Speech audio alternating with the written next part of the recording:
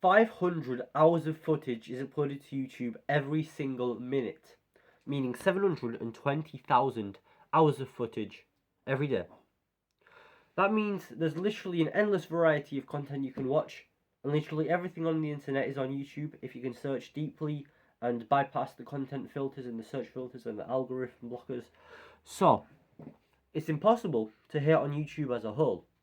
Because if you think about it, every other social media, you can sort of hate on it quite easily. Snapchat, only used by year 7s and 8s with group chats and streaks. TikTok, only for people with attention spans of under 5 seconds. Twitter, only for transgender people and furries. Instagram, only for models try and make it as an influencer. Facebook, only for very old people and Nigerian prince scammers. YouTube has literally become the new Google search engine, because it's way more convenient when you have a problem with your laptop to search up and find an Indian tech support man who can explain it in 2.5 minutes than searching for 15 articles on Google and not even knowing if you're going to find the right one, because YouTube has an endless bank of content. Every problem is probably going to already be on YouTube and already going to be solved. And the algorithm is perfectly curated to allow you to find that content. Unlike other social medias, where people usually hate on the algorithm, YouTube is amazing. Because we always see those comments where people are saying, I can't believe YouTube has recommended us this video 10 years later.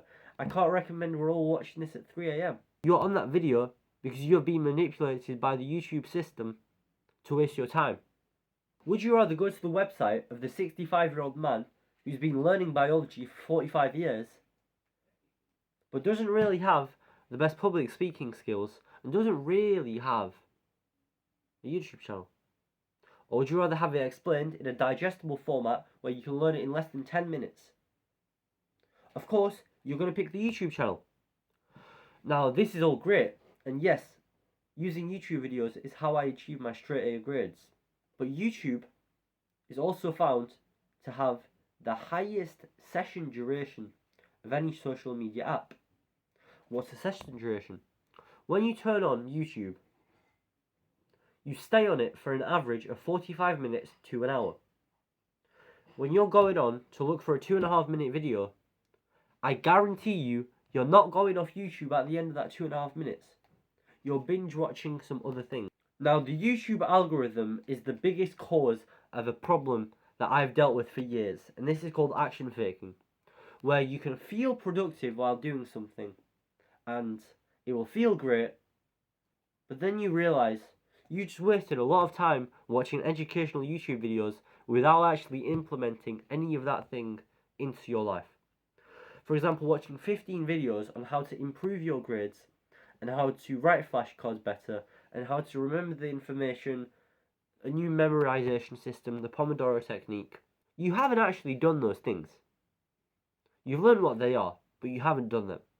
However, YouTube will drag the energy out of you instead of giving you more energy. Now, the best way to actually try and prevent action faking is setting realistic and achievable goals that will not require you to spend hours on YouTube. For example, don't make your goal achieve an A in biology. Make it something way more specific, like study 2 past papers.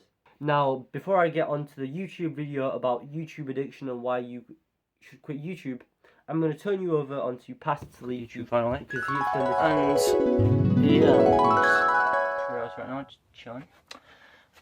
The problem is, right now I'm being a hypocrite by telling you that you'll never be successful if you don't quit YouTube, but I'm keeping you on my video for as long as possible so I get the retention, so I get the views. And that's like such a fucked up system, because most people when they watch YouTube, it's not to learn something or it's not to be inspired, it's just so ingrained in your muscle memory that whatever you're doing, you just open YouTube. Like, I can just be eating, see my phone like 10 meters away, and, well, no, I don't have a room that's 10 meters long, but you know my point. And I just go and open YouTube and I just scroll. Your life changes when you use the great, amazing educational content and actually apply it to the real world. I used to work a whole 9-to-5 job through my YouTube daily watch time. If you learn one thing from this video, it's probably that I'm more addicted to YouTube than any of you viewers right now. I am an absolute YouTube addict. The most screen time I've had on YouTube in one day is probably around 11 hours and 45 minutes. I've now decreased it to around 2 to 3 hours, which is still a lot. Think about how much you can do in 3 hours. A quick exercise for you all is just to go on your phone settings and check how much time you spent on YouTube in the last week.